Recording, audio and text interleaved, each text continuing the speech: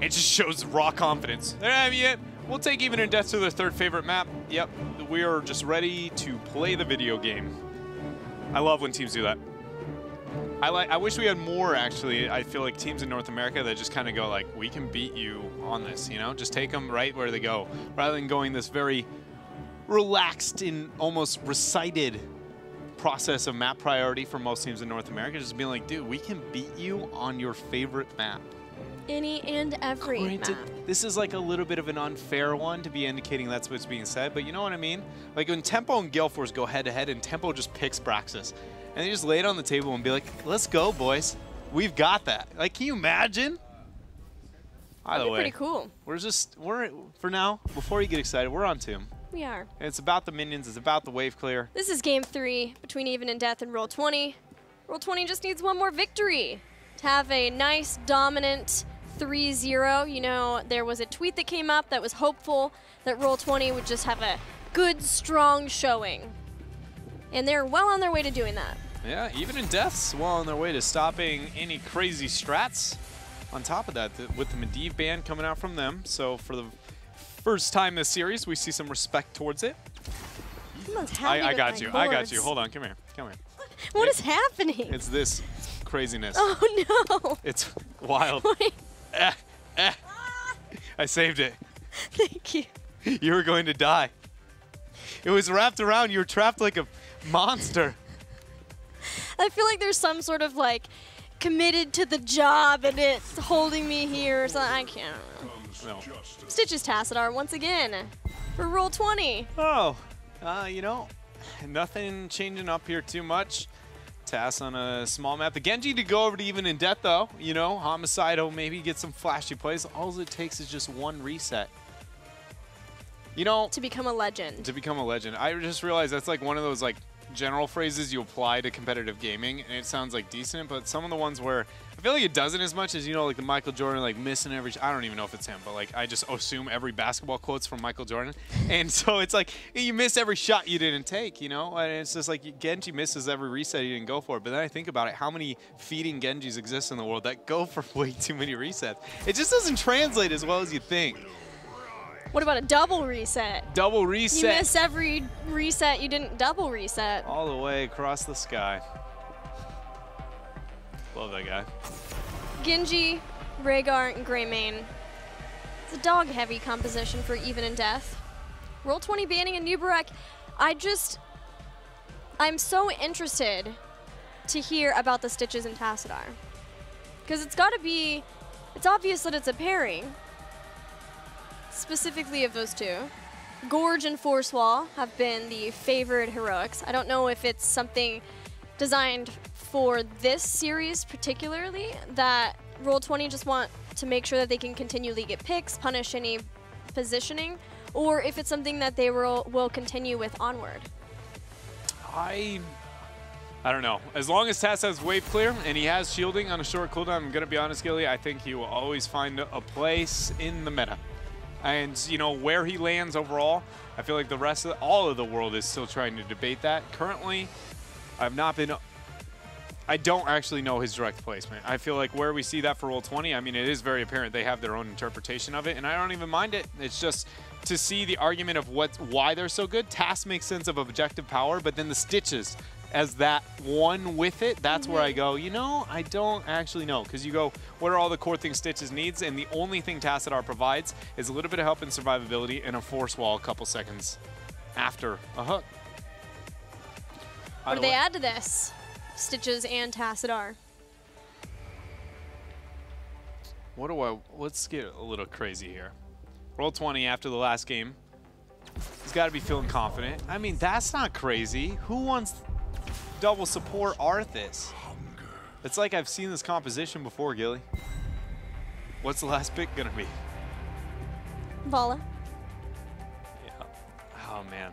And then you could argue, well, Even in Death can deny the Vala, but then it's like, well, who are they gonna have in the front lines? I mean, they could technically and just run Genji as that kind of double support all in, or double excuse me, solo warrior triple backline all in and just having Genji kind of be flashy. It's nice seeing Roll20 punish that Even and Death got their damage so early on by getting both of the warriors and even banning a new Barak. So they're very focused on the warrior pool, getting both of the ones that they wanted up in the front, again with the Stitches Arthas, but then leaving that hero. And even if for some reason Vala was taken, there are plenty of other options to get along with Ariel.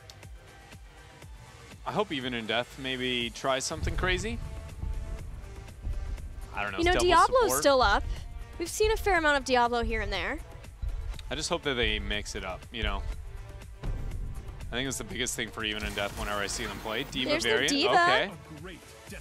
You know, the variant, a little bit of a question mark with how little wave clear they have already, but not totally against it. And it removes any intent of, or I guess appeal of moving into either the Illidan or the Tracer in case Roll20 had any intention to go down those routes. Is there any reason for getting something other than Vala here that you can see? Other than Roll20 in North America has been surprisingly on task Tracer, even on small maps like Tomb of the Spider Queen, and especially into variants. Historically, they've done it 3 times, which makes me go, that could be it. They go with the Lunara instead, over the Vala. Lunara, higher movement speed in general, so I mean that's one thing. She doesn't have the Volt, the immediate dash out onto burst, but in the long run is a little bit better at kind of getting the kite around. She's definitely got more damage output than the Vala does. Vala is a little bit more situational too when it comes to her damage. She also is reliant, one thing we almost never talk about is she's reliant on her hatred to get max value out of her level 4.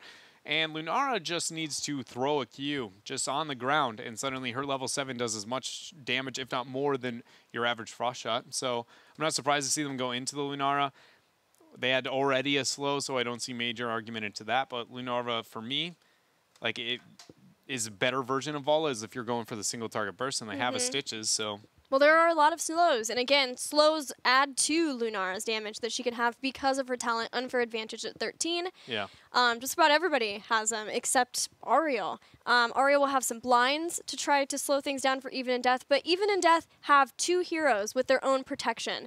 So it must have been a little bit of that too that Roll20 are seeing Lunara as a way of being able to put the consistent damage in, even if Vala wouldn't be able to, especially with Varian, because he can be tricky to work around.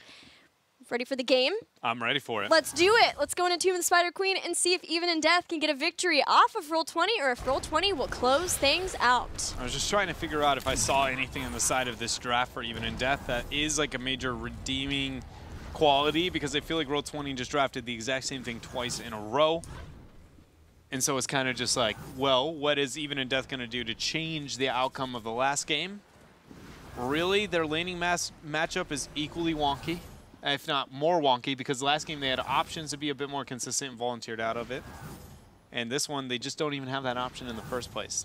They have a Diva at least to kind of wear Stitches hooks for free. Some interesting change on the Diva, since you bring her up. Frozen X will be playing her this time. Battery playing the Varian. Battery was the Diva player last time, but it is very likely that it's just dependent on who the other warrior is they draft along with her. Lions Maw at 1. Is this it? Is this the game? Maybe. I mean, think about it. Last game we almost had a Hinterlands Blast and Ravenous Spirit. You say we almost did. We almost did. That's not how that works. If I say it, it's not law. I don't know how much of that was wishful thinking, but I can appreciate it. I mean, this is going to be the X-Strike Colossus Smash game, correct? Okay, let's break down. Is there any argument into moving into Colossus Smash this game? Can you see one? Or no, you 100% have to go to the taunt.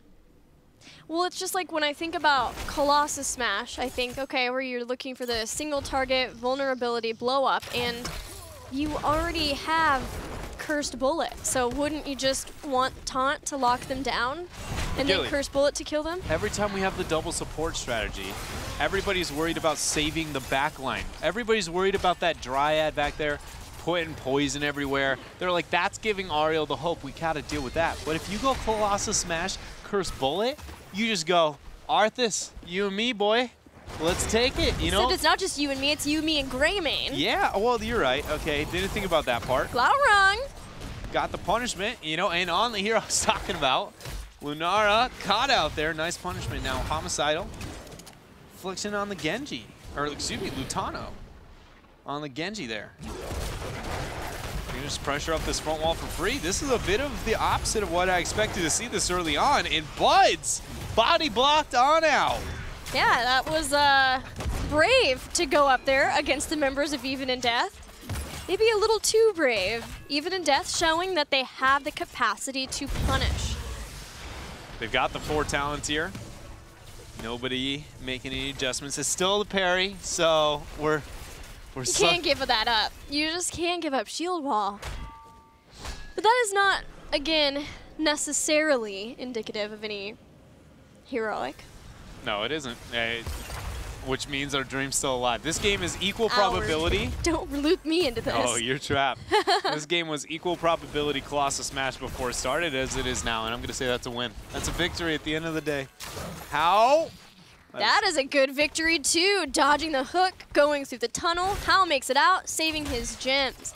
Roll20 now has my favorite level 1, Eternal Hunger. Again, we see this being picked occasionally, but also Icy Talons. This is the auto attack dream. It is the auto attack dream. I'm so ready. Roll20's been busting it out left and right. How got the detainment strike from Buds. Good dodge on the hook from Homicidal. And I like this rotation here for Roll20. They are just dominating the laning phase of this game with their 3-2 split. I don't know where this is going to really stop, honestly. The wave clear is not good enough in Even in Death's favor. Rhaegar is off on his own for 2 waves straight, and typically when your support is the one being the representative supporting the lane by itself, it means you're already getting absolutely bodied in terms of the laning positioning. Well, Even in Death, once they get to 10, can hope to try to turn things around before they get too far behind.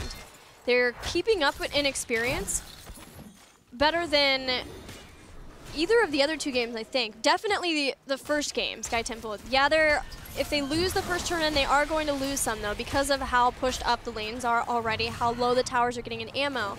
But they're doing their best to make sure that they stay caught up in experience with Roll20 this time around.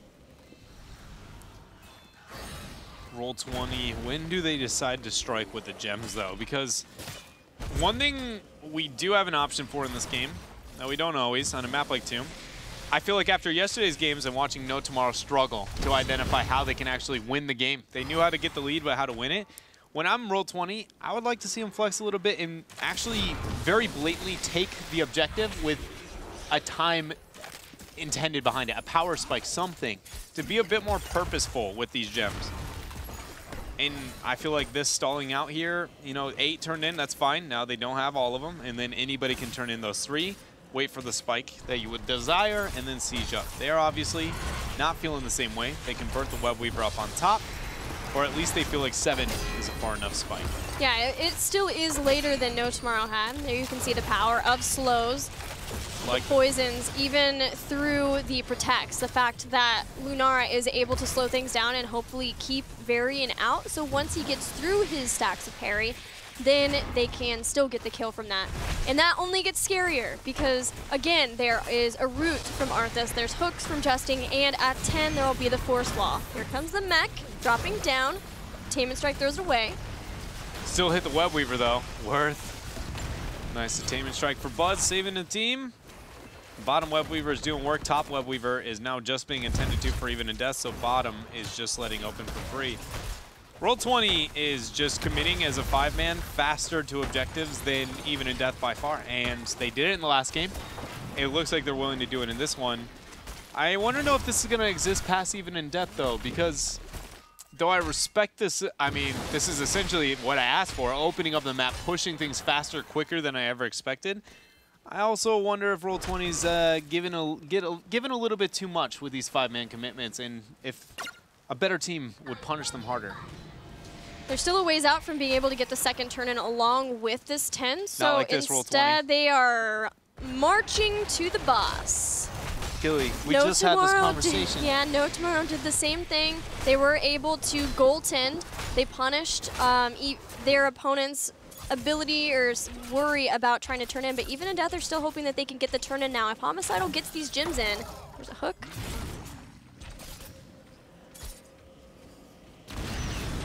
Another delay. Adjusting's fine. Homicidal, third time's a charm. Except when you just cancel it yourself. Fear. The fear was real. All right, even in Death got the Giants and bottom, but they did not get their turn in. Heroic abilities now available for Roll20. Leaping Strike for Lunara. I feel like as the solo main damage dealer there, you're solo ranged. That will be big to be able to have that jump from that, as well as the mobility that it gives Lunara. I'm just watching this boss and hoping it takes out this fort. I feel like it needs to take out this fort. 55 gems now available for Roll20. They can get their next turn in. All before even in Death gets heroics. They get it. They're going to get a turn in here. The fort eventually will fall with the web weavers, but not to the boss. Just like yesterday, we need to see Roll20 get aggressive, make these gems matter, because this is it, turn-in wise, for a long while. Yeah, well, yeah. I mean, it's not as drastic as, you know, against No Tomorrow, but it's surprisingly close for how that game played out. So now the boss has been taken already, so when this dies and the web weavers die, they go, now we have nothing. And again, it's just a lot of it comes down to what they're willing to pressure out. I'm so sad because the last game they showed it, you know? We didn't see the last game, but again, I was like, well, there is no boss on this map, so what else are they going to do? But they do pressure out through mid. The top web weaver is still yet to be dealt with here. And naturally, Roll20 is going to get a lot out of this because of the compositional advantage that they have, but now they're also catching them in rotations on top of it. Yeah, battery will go down here. There's only so many parry stacks, and there are just all the body blocks in the world, especially with Force Wall. But I regret to inform you that it was indeed a taunt. I know, I was going to say that's the biggest, like, that's the saddest thing about this game, though, you know? Screw the boss, screw the play of Roll20 with their 10 power spike. Mainly the fact that this is taunt on the side of even Death. But bunny hop, that's yeah, we got neat. some bunny hop. The audio cue for that, the little it's really dope. Hey, I think you did a better version than me by far. That was good. I may have played my fair amount of Diva. There it goes. Taunt to hold down Buds. Goodbye, Ariel. See ya, nerd. And now Goku is going to go down here. And then get any more picks. Frozen X. Bunny hop. We just bobbed our heads the whole time that was happening. Just we wanted to make sure you guys got to hear it too. It's good. And now what else is good is the fact that even Death can force a turn in here on the near the same talent tier. Have I ever told you how much I love and hate Team of the Spider-Coin? There's a taunt to keep Justin here so that he can't go in with the Gorge. Homicidal stays alive. Frozen X losing the mech, but is A-okay to back off. Even in Death have been able to get kills enough to try to stabilize. That Force Wall was pretty good though. Ancestral. That Ancestral, the only reason I feel like you pop the Ancestral there is if you're going to turn, because now that's 100 seconds. It's the same length as Void, and you can't win a team fight without it, right? So if you're going to Ancestral that, you either sack the Varian, he dies, there's no way it's longer than 100 seconds, or you just keep the, or you burn the Ancestral and turn 100%. So a cooldown now that I expect Roll20 to be able to punish. I would say that with confidence, if they had enough gems to do anything or a boss was up, but they can't. They find themselves in a common situation on a map like Tomb, and this is exactly what I was talking about when I wanted to see them take it with a purpose. You can clearly see why Roll20 drafted the Lunara over Vala that we are considering as well, and that is battery is having a time versus the composition of Roll20. Between the Force Walls that are available very often, that's an extremely short cooldown, as well as the slows that Lunara can still apply, he is having a horrible time of trying to get away, but making it work, being able to engage. When he's ready to go in, they get the kill. They take out Tassadar. Even in Death's hanging into this game. They haven't gotten their first turn in yet. They're holding on to 104 gems. But they're going to push down this wall here in the top, then make the rotation to the turn-in point. Should be the first blue web weavers of the game. Okay, so now this is a window for even in Death, and it's still a long ways to go. The second turn-in is the one where they gain the lead. The first turn-in is the one where they stop the bleeding. So it's really going to be how effective they prep the secondary turn-in more than it is about what they get done in this Web Weaver. And what that means is a lot of focus on the bottom lane is what I would have enjoyed from them. They can't do that because the bottom Web Weaver it wasn't enabled enough. They didn't baby the lane and wear the minions too far out. Mid's a free clear, which means top is the only lane we can expect an effective push for Even in Death, unless that happens. Bunny Hop behind Goku. Crystal Aegis has to be used. Frozen X drops up. Bunny Hop with the self-destruct. Goku trying to get away. Gets hit, but still alive. He's still living. This is really good for Even in Death. They don't even want the fight. They just want to keep him busy. Ancestral used. I don't mind it here. Just mainly. Oh, but I gotta mind that. Losing, you know, a member there through the Gorge, especially your support, is not very good. How down, and now more are going to fall as the poison of Glaurung does absolute work. The force walls this game, really force walls all series long for Roll20, have been something that Even in Death have struggled to deal with. So frustrating, the cooldown is really low, and now you've got the double Psionic Echo, so you've got the 2 Psy Storms to give Tassadar more damage. 16 Power Spike online available. Will of Heaven to give attack speed bonus to Glaurung.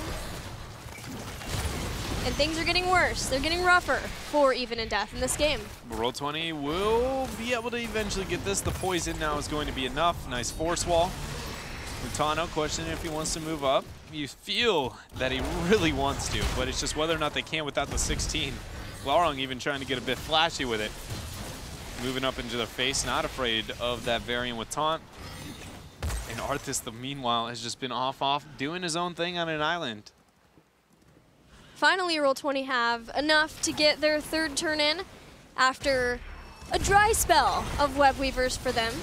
They're going to be able to start the boss on top of that if they would like. Glaurung's going to force this turn in. Bunny Hop's drop. They want to try and take the fight pre-16. Frozen X showing some confidence here. He's going to have a huge mecha if he's going to have a shot, and they get none. Gorge on top of the Dragon Blade for the Genji Gilly. Things might not work out for Even in Death. Nope, there comes a Leaping Strike once again to take down Hao. So Rhaegar is gone, no support, no Ancestral. Crystal Aegis and the Force Wall, Homicidal and Battery both slowed and separated.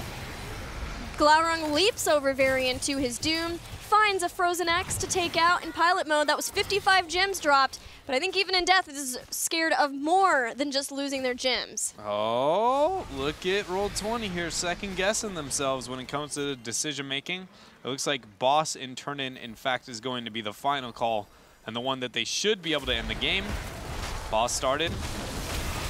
So, like, I feel like, oh man, this is one of those min-max situations. Somebody with enough gems should be backing out right now. There we go. And then they're going to find the ability. Because if you capture the boss and then you capture the Web Weavers are one of the slowest moving objects in the entire game. So capturing as you get the Web Weaver, it actually lines them up perfectly up to the keep area, which is where we see Glaurung wait. There it is. Rid of the minion wave. Team, please.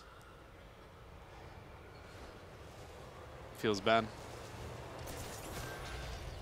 Boss captured. Web Weavers descending. And that top lane has no keep to stop Roll20. No, they were looking to end it. Everything's ready to go. Everything's online. But Even in Death has 16. It's going to be a huge play necessary from Lutano if they're going to make the comeback. Follow taunt. There's a self-destruct in the back, buying some time. The boss doesn't take damage from that, but the Web Weaver does. Glaurung has to be forced in, staying alive, still barely. Battery is pulled into the team. Bunny Hop on the backside, Even in Death, hoping that they can force the fight, get the kills, and they get one. They take out Stitches. They're going after Glaurung too, but now Lutano has been baited into a lot of Roll20. Rhaegar goes down. It's a 1-for-1 so far. Make that a 2 because Battery has fallen. With Battery falling, nice Flasker's bullet attempt to turn things around. Glaurung leaping strike over top, howling blast from Goku. And now Roll20 will be able to claim the series theirs after game 3 on Tomb is complete. Roll20 taking out Even in Death 3-0 is what they're aiming for. Yeah. Definitely. It was almost a must for them to feel like they have completely recovered, especially since they had started things out with a slump, losing to Gale Force Esports. But they recovered from that last weekend, and now this is more of a, okay, things are going as planned for us. Yeah, it's just, I mean, really it felt like it was just one of those we expect, what I wanted out of Tempo and Roll20 to just come in, and especially out of our lower teams, just absolute dominance there, and it was nice to see that out of Roll20. Though we sit here and go like, well, that is expected, it's still a lot of the times we expect that from teams, we don't get it, you know? So it's still really nice to see that being fulfilled here by Roll20 and showing that they're that stable. Now, what is your assessment of our new team, Even in Death? Because this is the third week for them in HGC. No series wins yet, but we knew that it was going to be a little while of time to be able to catch up to the caliber of teams that we have here in HGC. Today was a little bit weird, actually. It felt like it was kind of uncharacteristic. There was 2 times in 2 different games where they made a choice that was very much kind of giving up, like it was the last moment, you know, and I don't totally hate that, seeing that being a thing, especially like if you're like, okay, guys, we just can't do this, and there's no reason to push it on if mentally the team is not ready to commit forward. But it happened in 2 different games at 2 different times, and now I'm wondering, is that just because it was Roll20 and accepting kind of the